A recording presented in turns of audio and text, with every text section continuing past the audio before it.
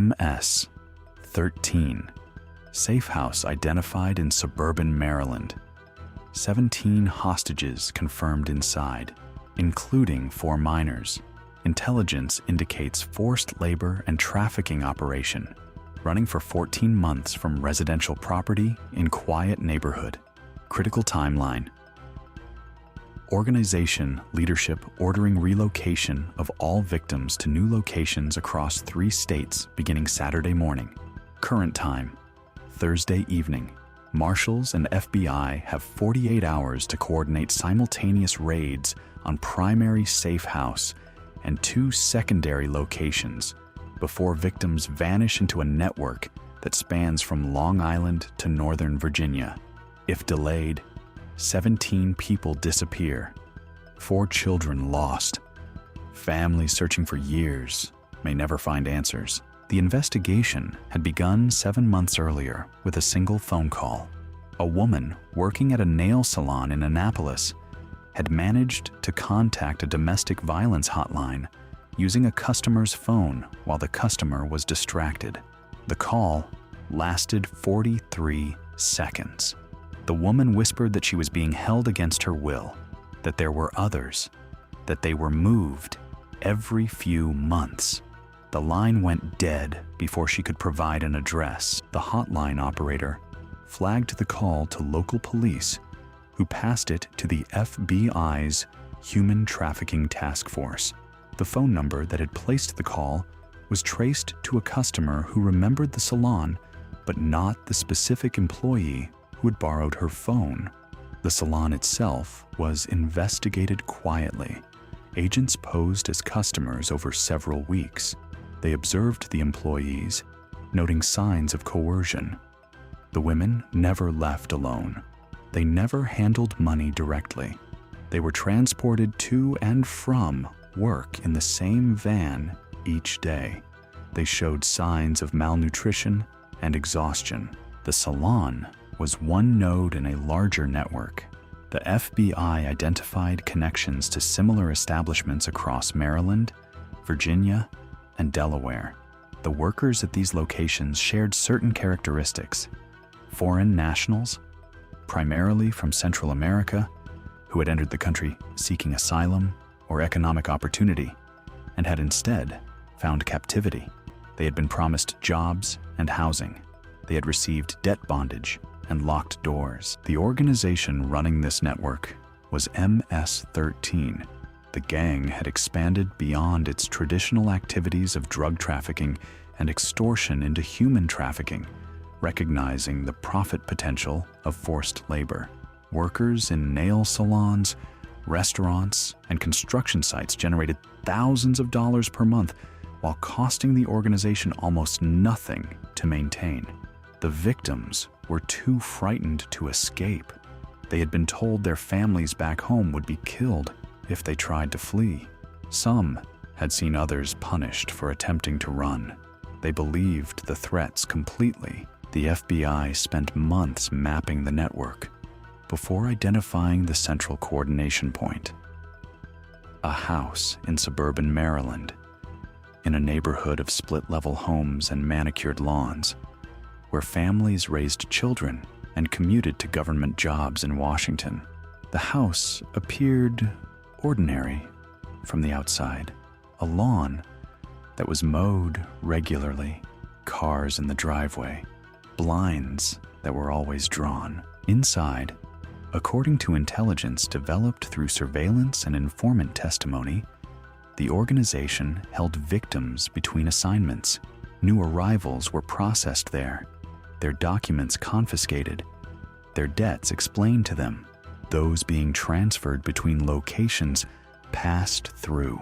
Those who had caused problems at their work sites were brought back for punishment. The house was both a holding facility and a hub for the entire regional operation. The FBI estimated 17 victims were currently inside. The estimate was based on surveillance of food deliveries, observed movement patterns, and informant reports. Among the 17 were 4 minors, children who had crossed the border with parents and been separated, sold, and resold until they ended up in this house in Maryland. The youngest was believed to be 11 years old. The organization leadership had grown concerned about increased law enforcement attention. They had noticed the undercover customers at their salons. They had detected surveillance vehicles near their properties.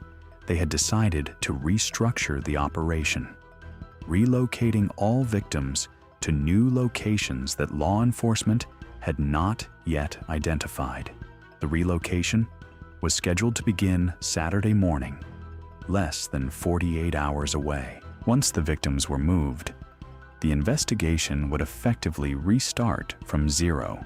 The new locations might take months to identify. By then, the victims might have been moved again, or worse, some might be killed if they were deemed too risky to keep. Others might be sold to different organizations entirely.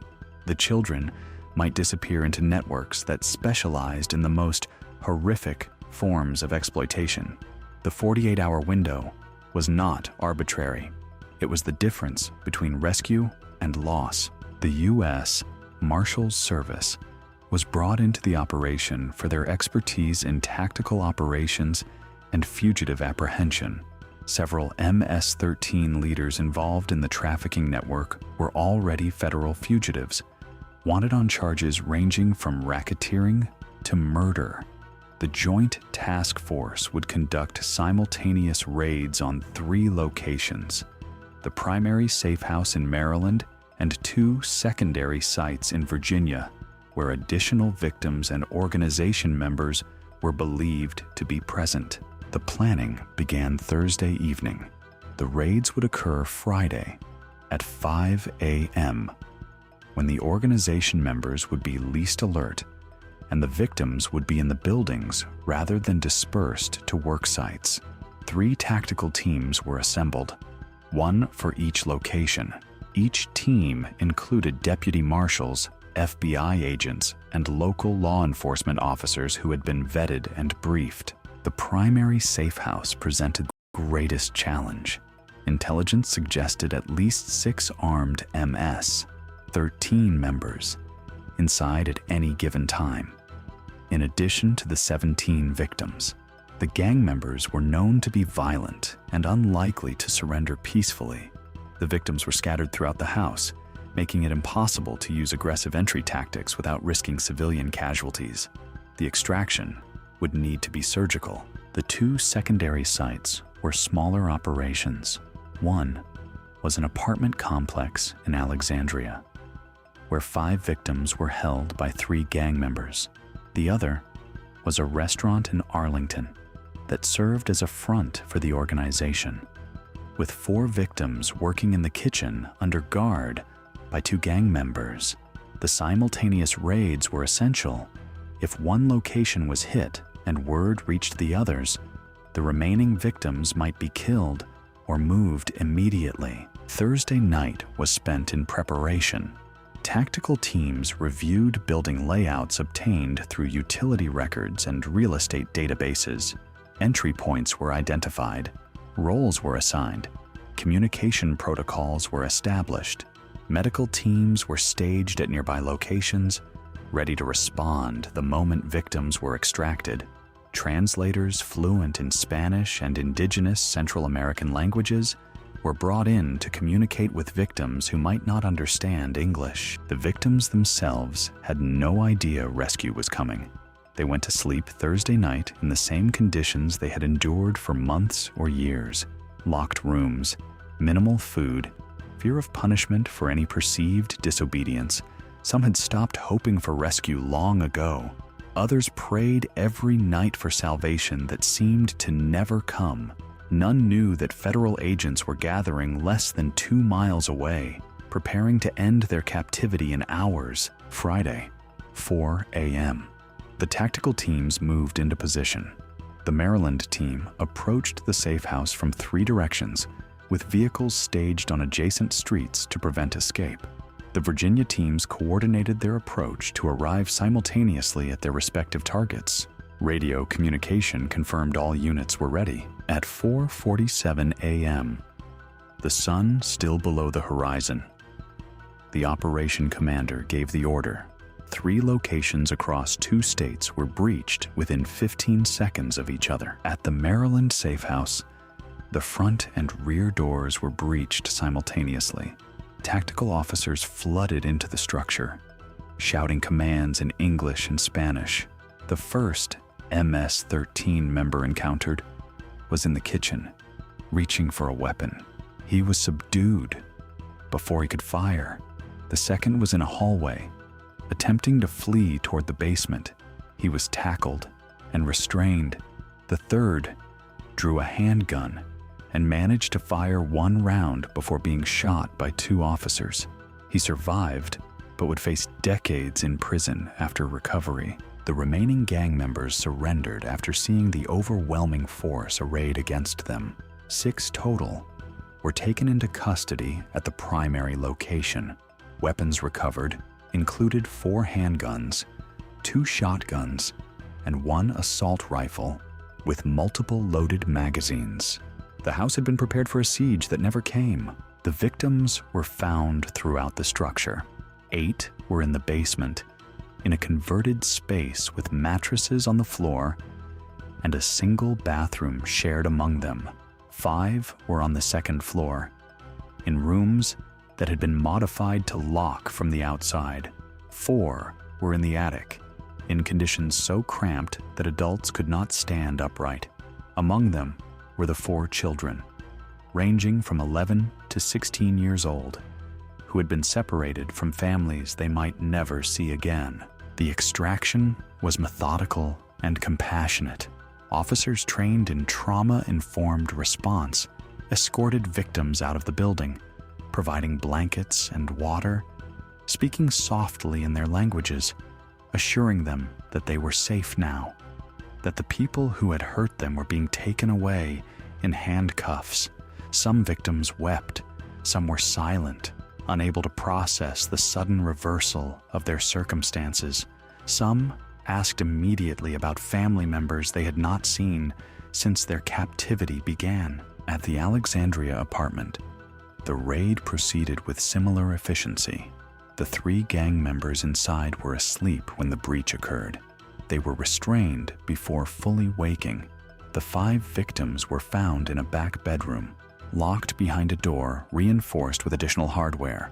They emerged blinking into flashlights, uncertain whether this was rescue or another transfer to another prison. At the Arlington restaurant, the 2 gang members attempted to flee through a rear exit and were apprehended in the alley by officers who had anticipated exactly that response.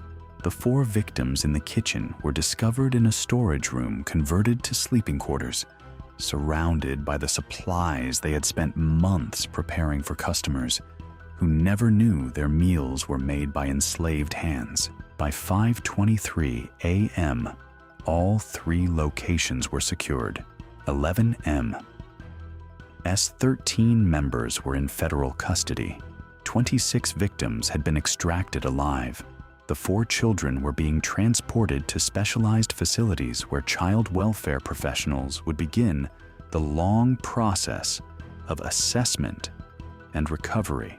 The remaining 22 adults were taken to a secure location where medical evaluations, initial interviews, and victim services coordination would begin. The operation had succeeded beyond initial projections. Intelligence had estimated 17 victims at the primary location. The actual count was 17, but the secondary locations had held more than expected. The total rescue count exceeded initial estimates by 9 individuals. Among the rescued was the woman who had made the phone call 7 months earlier. She had been moved from the nail salon to the safe house 3 months ago, after a manager suspected she was becoming too comfortable with customers. She had given up hope of rescue. She had assumed the phone call had gone nowhere. She wept when told that her 43 seconds of whispered desperation had launched the investigation that saved her and 25 others. The next several weeks were devoted to evidence processing and victim support. The gang members faced federal charges, including human trafficking, forced labor, kidnapping, and racketeering. Several also faced state murder charges related to violence against victims who had attempted escape in previous years. Bodies had been found during the investigation, buried in rural areas. Victims who had paid the ultimate price for seeking freedom. The rescued individuals began the slow process of rebuilding. Some had families in the United States who had been searching for them. Those reunions were organized carefully, with counselors present to support everyone involved. Others had families in Central America who had received no word of their loved ones for years. Phone calls were arranged, connections restored across thousands of miles. The 4 children presented the most complex cases. 2 had parents who could be located and whose custody could be restored after legal processes were completed. 1 had parents who had died during the migration journey, leaving the child effectively an orphan entitled to special immigration protections. The 4th had been trafficked so young that reliable family information was impossible to obtain. This child would enter the foster system while investigators continued searching for relatives. What was prevented? 26 victims of human trafficking were rescued from MS-13 captivity across 3 locations in Maryland and Virginia. 4 children, ages 11 to 16, were extracted from conditions of forced labor and exploitation. 17 victims at the primary safe house were saved less than 36 hours before scheduled relocation to unknown sites. 11 gang members were arrested, dismantling a regional trafficking network that had operated for 14 months. If the task force had delayed even 24 hours, the Saturday relocation would have begun. 17 victims would have been loaded into vehicles and dispersed across 3 states. The surveillance and intelligence that had taken months to develop would have been useless against new locations. The 4 children would have been sold to other networks specializing in the exploitation of minors. Families would have continued searching for years, never knowing that rescue had been 48 hours away. Instead, the rescue came before dawn on a Friday morning. Victims who had lost hope discovered that someone had heard them, that someone had cared enough to spend months building a case, that the whispered phone call of 43 seconds had mattered. The woman who made that call was alive because her desperate gamble had worked. 25 others were alive because she had found the courage to try. The investigation continued after the rescue. Financial records seized during the raids revealed the full scope of the organization's profits. Over 14 months, the trafficking network had generated approximately $3.7 million through forced labor at nail salons, restaurants, and construction sites. The victims had seen none of this money. Their labor had enriched gang members who spent the proceeds on cars, weapons, and houses in neighborhoods no one suspected their source of income. Asset forfeiture proceedings began immediately. Properties used in the trafficking operation were seized. Bank accounts were frozen. The financial infrastructure that had supported the network was dismantled alongside its operational components. Future prosecution would ensure that the gang members faced not only prison time, but the complete loss of everything their crimes had purchased. The neighborhood where the safe house had operated learned the truth gradually. News reports identified the location. Neighbors gave interviews expressing shock that such horror had occurred feet from their homes. Some had noticed signs they now reinterpreted.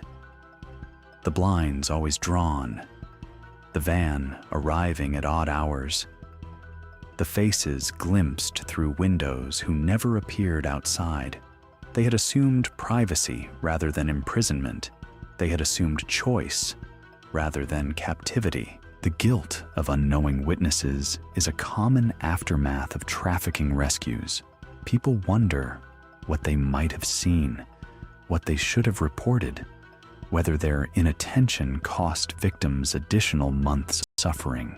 Counselors who specialize in these cases remind communities that traffickers are sophisticated in their concealment, that the responsibility lies with the criminals rather than the neighbors, that the correct response is vigilance going forward rather than guilt over the past. For the U.S. Marshals Service and FBI, the operation represented successful interagency coordination under extreme time pressure. The 48-hour window had demanded compressed planning, accelerated intelligence verification, and simultaneous execution across multiple jurisdictions. Every element had to work perfectly. Every team had to breach at the same moment. Every victim had to be extracted safely while every gang member was neutralized. The margin for error was non-existent. A raid that began too early might have found victims dispersed at work sites. A raid that began too late might have found an empty house and relocated victims. Communication failures between sites might have allowed word to spread, triggering violence against victims before they could be reached. The success was not inevitable. It was the product of planning, coordination, and the skill of officers who understood exactly what was at stake. 26 lives, that was the count. 26 people who had been treated as property, who had been moved and sold and exploited, who had been told their families would be murdered if they sought help. 26 people who woke up Friday morning in captivity and went to sleep that night in freedom. 26 people who would carry trauma forever, but who would have the chance to heal, to rebuild, to live the lives that had been stolen from them. 48 hours. That was the window. 48 hours between the intelligence confirming relocation plans and the deadline after which rescue would have been impossible. 48 hours to plan, coordinate, and execute operations across 2 states. 48 hours to save 26 people from disappearing into networks that might never release them. The raids began at 4:47 a.m. By 5:23 a.m., every victim was free. 36 minutes to end 14 months of captivity. 36 minutes to transform despair into hope. 36 minutes that represented the difference between ongoing imprisonment and the first morning of recovery. The woman who made the phone call asked to meet the agents who had investigated her case. The meeting was arranged weeks later, after her immediate needs had been addressed. She sat across from the FBI agent who had spent 7 months following the thread she had provided. She thanked him in broken English. He told her that she had saved herself and 25 others. She cried. He did too. 48 hours. That was all the time they had, and that was all the time they needed.